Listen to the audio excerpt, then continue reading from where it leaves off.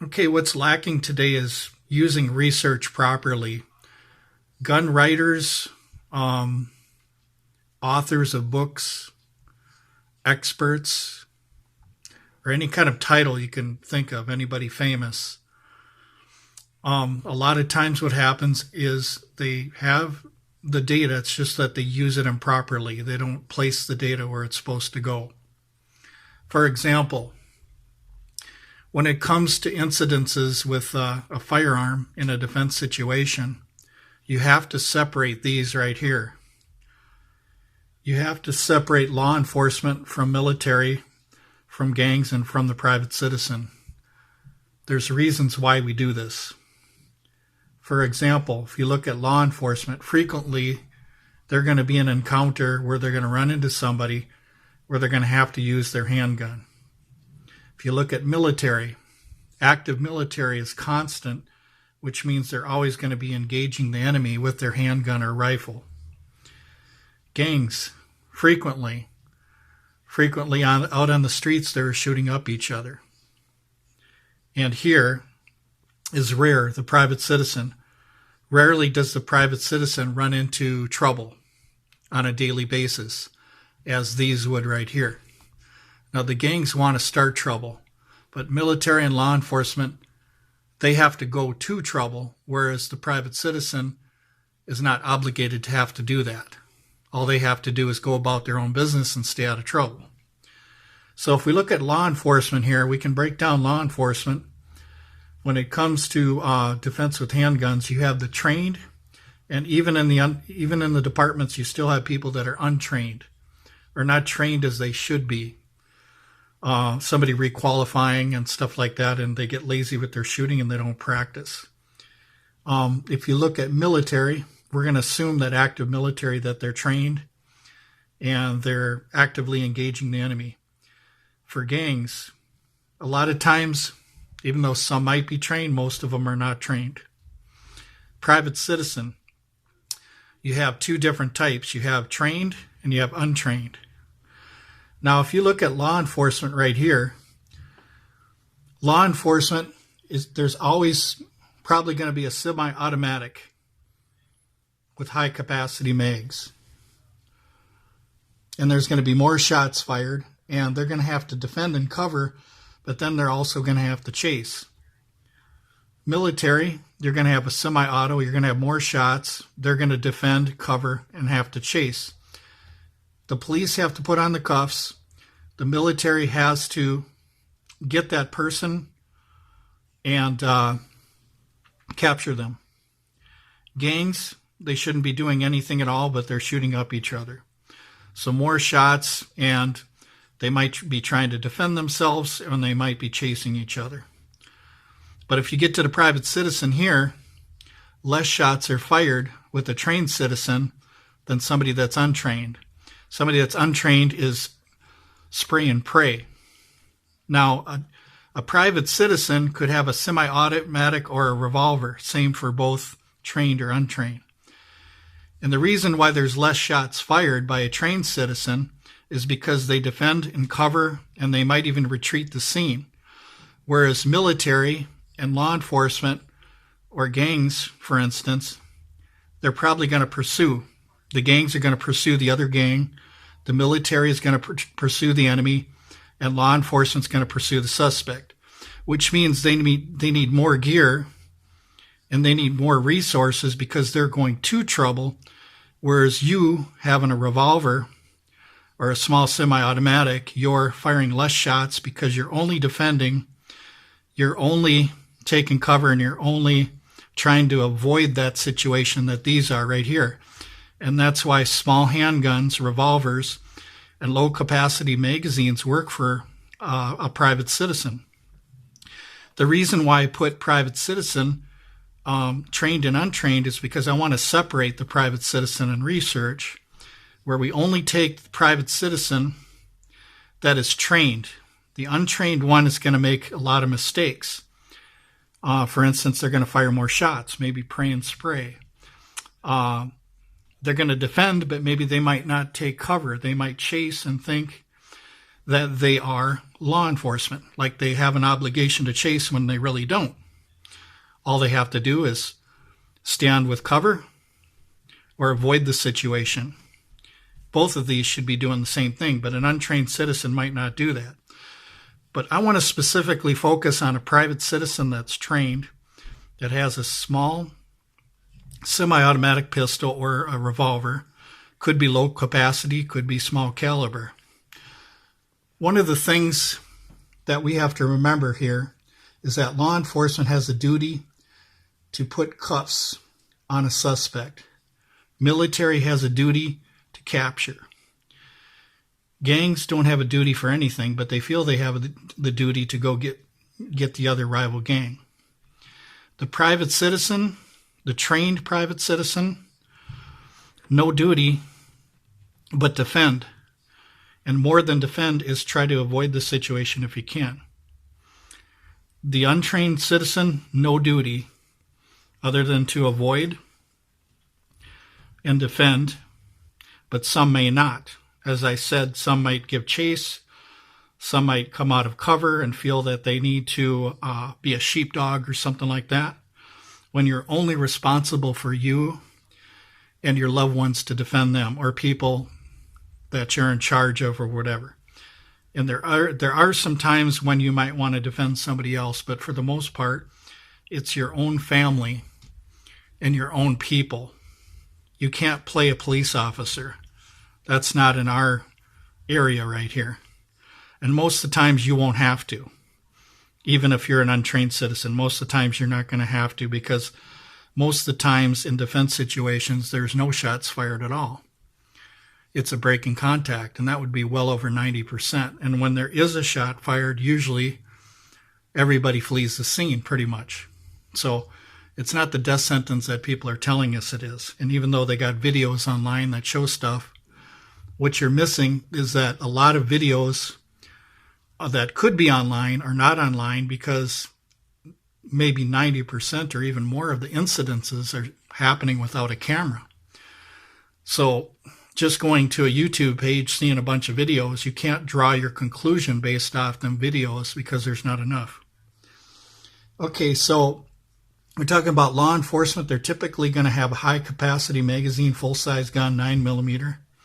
Same thing with military. And of course, the gangs are probably going to want a lot of ammo and high capacity.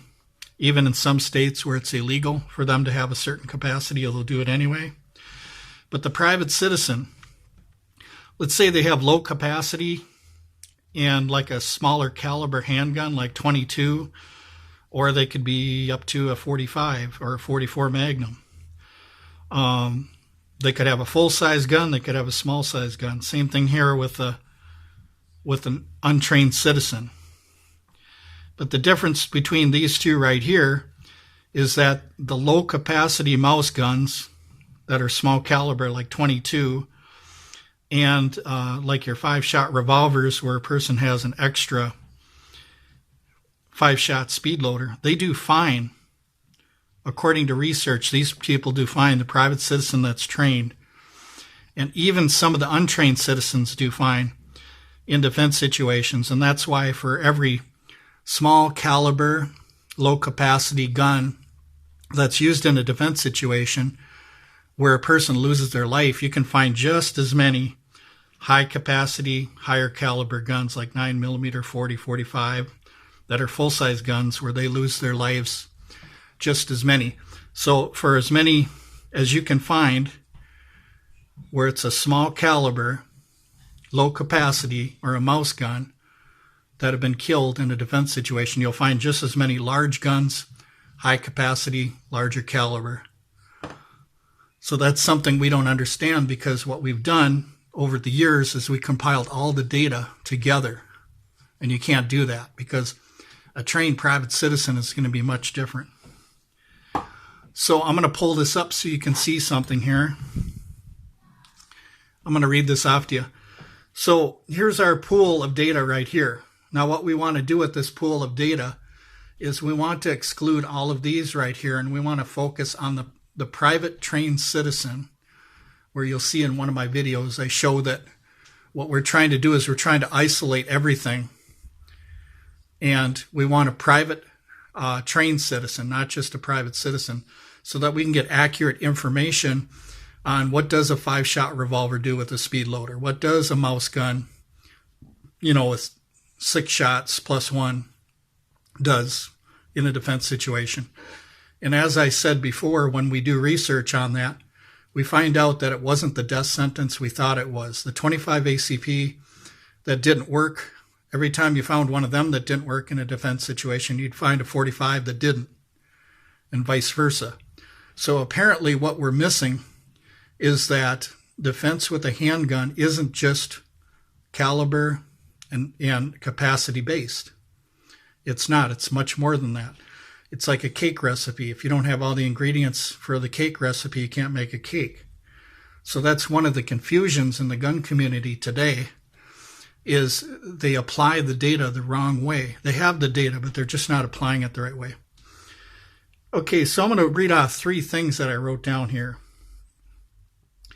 Number 1, shots fired actual compared to needed shots. Okay, so that's when shots are fired, actual shots are fired, what we have to do is we have to find out, were they spray and spray shots, or were they shots that the person actually was taken that was a trained citizen, and they were focusing on their front sight and pulling the trigger rather than just spraying and spraying like a gang member. So we cannot count them shots when they're praying and spraying, because that's not good shooting. What we want is a trained citizen that does good shooting, that isn't going to panic shoot. We want to find out what the good trained citizens are doing. And it's been proven that a trained citizen doesn't panic shoot like the other untrained citizens do, or gang members or anything like that. Now, the reason why law enforcement has spray and spray shots is because of the fact that they have to keep going to the suspect, so they have to keep going to the gunfight, whereas us private trained citizens are going away from the gunfight, which means you're going to have a lot of bullets flying your way, and you have to have a lot flying their way too. So you get where I'm coming from. Okay. Type of gun shown to be successful, whether it's small guns, revolvers, lower capacity, smaller caliber. For every one of these you find that you think don't work in a defense situation for a trained private citizen, you're going to find a lot of the high capacity magazine handguns, higher caliber, that have just as many death rates and just as many fails. So once again, it's not strictly caliber or capacity dependent. It's about shot placement. It's about tactics. It's about training. You can give a guy a 25 ACP that has training, and he could defend himself. He could take cover, and he can avoid the situation and get out of it. Whereas another citizen might not be so lucky. You can do that both with a 25 and a 25 ACP. One guy might be successful with one and one with the other. It just depends. It's not predictable just because the caliber is smaller and just because you have a lower capacity magazine. Okay, on this third one here, gunfights are not caliber or capacity dependent, since there are more variables that have to work. Okay, that's what I talked about, the cake recipe. Like, you have to have all the ingredients. If you're not situationally aware, if you don't have training, sometimes it's just bad luck. You're in a place that's not tactical. You're out in an open field or something, or down a hallway where you can't escape. I mean, sometimes you're at a tactical disadvantage no matter how skilled you are. So things can come up. So there's a lot more that determines whether you're going to survive or not than just caliber and capacity. And people are so hung up on caliber and capacity that they don't realize that if a person loves a revolver and they shoot it good and they're confident with that weapon, they're going to do much better with that than they're going to do with the 17 round 9mm. Why? Because they're confident and they can shoot it good, because they train with it and practice with it. And revolvers aren't the end of the world, because you're always going to have a speed loader. You're always going to have extra ammo. If you shoot a lot of ammo, it means you're not hitting something. So it's just obvious. Follow-up shots is basically you either missed, or you're not hitting the target, or you're not dropping the blood pressure, you're not stopping the threat. And one of the things about stopping the threat is you want to practice shooting 4-inch squares or 4-inch circles at 10 yards so that you can duplicate what it is to drop the blood pressure. And that would be the heart. And you can do the same with the head. You can do the same with the spine and the pelvis and stuff like that. There's a lot of areas. But the thing we have to do is we have to have a standard of incapacitation, because we know for a fact that a shot to the heart isn't necessarily instant death.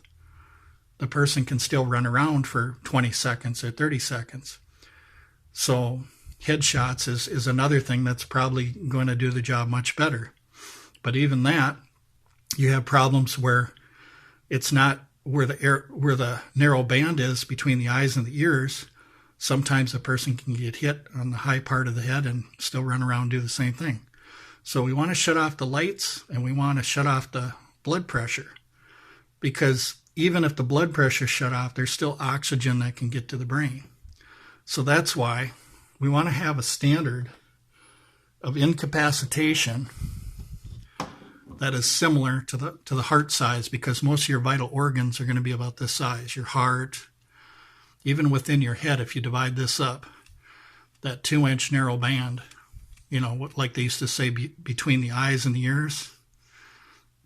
But if you just go by this standard here, and you find a gun that you can draw very quickly and put 3 shots with inside 3 or 4 inches, like here, that's the gun you should be using, because that's the gun you're skilled with. That's the gun you're confident with. You can put shots on target. If you miss the heart, the blood pressure is not going to drop. A lot of guys can soak up, you know, there's guys that have been soaking up 10, 15, 45 ACP rounds. If you can't hit a vital organ, somebody, not everybody, somebody's going to be able to take it and still be shooting back at you. So the most important shot is that first shot in the vital area, because that starts, it doesn't finish it, but it starts the end of the fight. Now, it might take 30 seconds, but after you get that first shot, then you can go 2, 3, 4, and so on. And the reason why you have a magazine is to defend yourself. We're not just comparing one bullet like they do in gel testing. What gel testing fails to do is they won't fire all the shots of the magazine into the gel block, because literally that's what's happening. You're not just firing one shot. You're firing the whole magazine into the gel block, okay? You're trying to defend yourself. So when they compare one bullet with another, what they fail to realize is that it's a combination of the bullets that work together to stop the threat. It's not just one bullet. You know, it's not just one big 45 ACP that missed. You might have 22s, 4 or 5 of them hit in the heart, whereas 145 might be off to the side.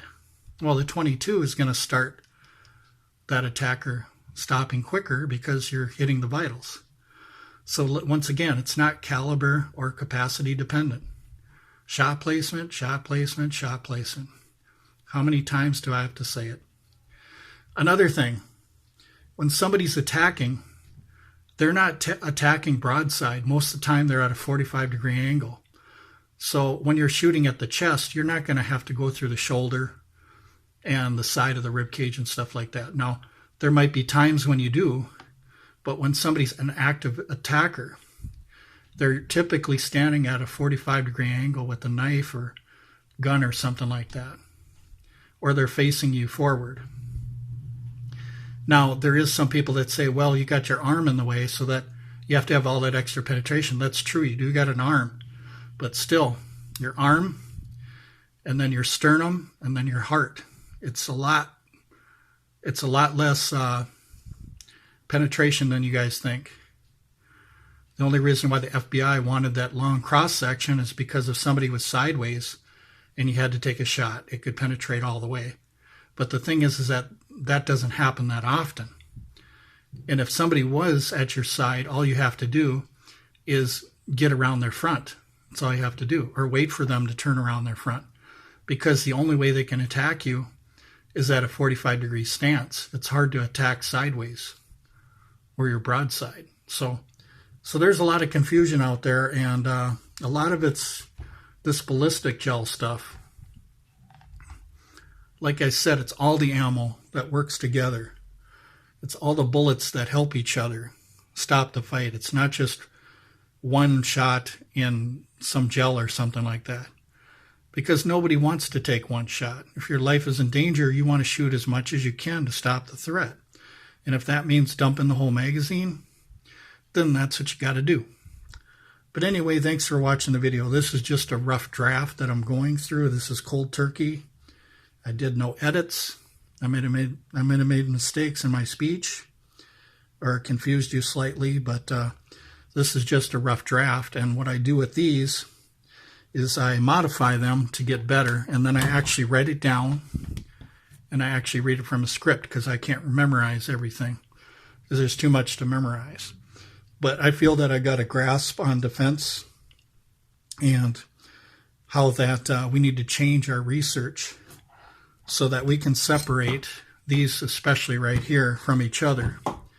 What we want and what we're looking for is if you're a private citizen, you're trained, we want to know everything about your event. If you're not trained, we want you to get training. If you're gangs, military, or police officer, that's a whole different spectrum. That's between them, not us. Sometimes there's a crossover where the citizen will end up doing something like the military or the gang or the law enforcement. You know, the gang activity would be a citizen going bad, okay? And that's already been trained. And same thing with these right here. But what we have to do is we have to separate all these and only focus on the private citizen mostly, and especially the trained citizen. So anyway, thank you very much, and tell me what you think about it. Nice having you here, and hope that you guys listened all the way through. And I'll talk to you later.